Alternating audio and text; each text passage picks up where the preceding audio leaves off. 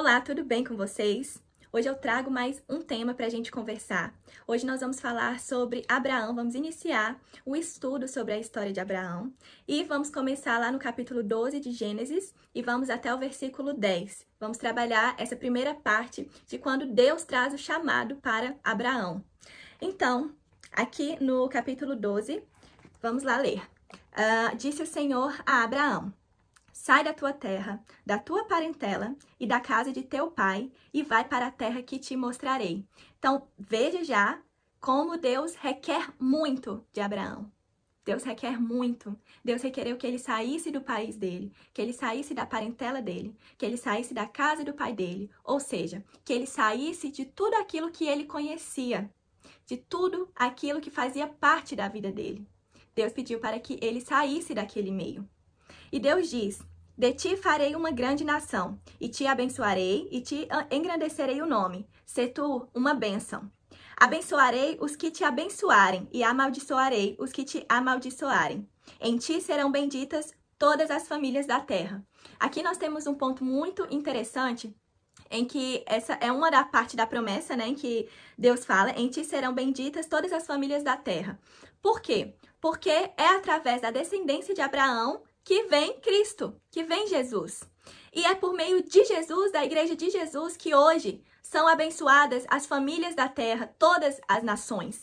Então a gente vê que a promessa se cumpriu, essa parte da promessa se cumpriu com Cristo, quando Cristo traz para nós a salvação e a possibilidade de que todos nós sejamos povo de Deus.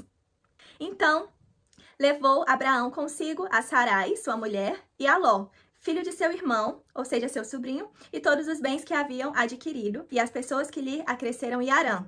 Partiram para a terra de Canaã e lá chegaram. Atravessou Abraão a terra até Siquém, até o carvalho de Moré. Nesse tempo os cananeus habitavam nessa terra. Então apareceu o Senhor a Abraão e lhe disse: darei à tua descendência esta terra. E ali edificou Abraão um altar ao Senhor que lhe aparecera. Passando dali para o monte ao oriente de Betel, armou a sua tenda, ficando Betel ao ocidente e Ai ao oriente. Ali edificou um altar ao Senhor e invocou o nome do Senhor. Depois seguiu Abraão dali, indo sempre para Neguebe. E aí, após isso, o que aconteceu? Aconteceu que havia fome naquela terra. Então Abraão foi para o Egito. Aqui é a parte muito importante, que é o que eu quero trabalhar com vocês. Abraão é o pai da fé. Ele é conhecido como o pai da fé, o pai de todos, por conta da promessa de Deus de sua descendência, né, que foi cumprida também. E aqui nós temos um ponto muito importante, porque Abraão sempre creu. Ele sempre teve fé. Mas isso não quer dizer que ele não tenha passado por lutas. Ou seja, Deus falou para Abraão sair de tudo aquilo que ele conhecia, sair do seu país, sair da sua parentela, sair da casa de seu pai. E ali ele teve que ir para um lugar novo, e chegando naquele lugar, Abraão passou luta. Havia fome. Deus, quando ele nos chama para a promessa, não quer dizer que nós não vamos passar por luta. Não quer dizer que nós não vamos passar por dificuldades. A gente vê ali que Abraão poderia falar: mas Deus, o Senhor me tirou da minha casa, do meu país, de onde eu tinha de tudo, para chegar aqui nesta terra e passar fome. Mas a Bíblia não diz isso. Abraão não murmurou. Abraão não reclamou para Deus. Mas Abraão pensou em uma outra forma, ele pensou em um jeito, e assim, tendo ali fome severa, porque se não fosse algo severo, ele não teria saído dali para ir para o Egito, que naquela época se sabe que os estrangeiros não eram bem recebidos. Ele não teria feito isso se não fosse algo crítico, realmente difícil, havia fome, mas ele não murmurou. Ele procurou uma maneira e ele continuou crendo na palavra de Deus. E é isso que hoje eu quero trazer para você. Não é porque Deus te chamou para a promessa, não é porque Deus te chamou para algo e você está ali fazendo a vontade dele, não é por isso que você não vai passar por lutas e por provações. O próprio Abraão passou por isso. Nós vamos passar também. E por que eu quis trazer essa palavra, né? Esse estudo de Abraão? Nós vamos continuar com outros vídeos até finalizar toda a história dele.